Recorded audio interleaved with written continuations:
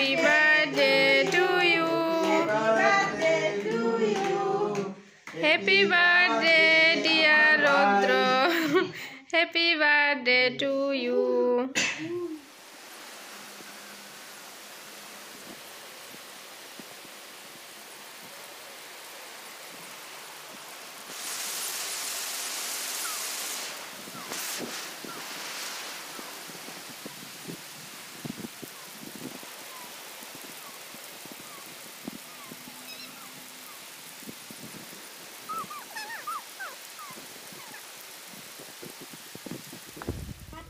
Good afternoon বন্ধুরা, সবাই সকলে ভালো আছে, সুস্থ আছে। আজকের আরেকটা সুন্দর ইন্টারেস্টিং ব্লগে, বার্থডে ব্লগে তোমাদের অনেক স্বাগত আর ভালোবাসা।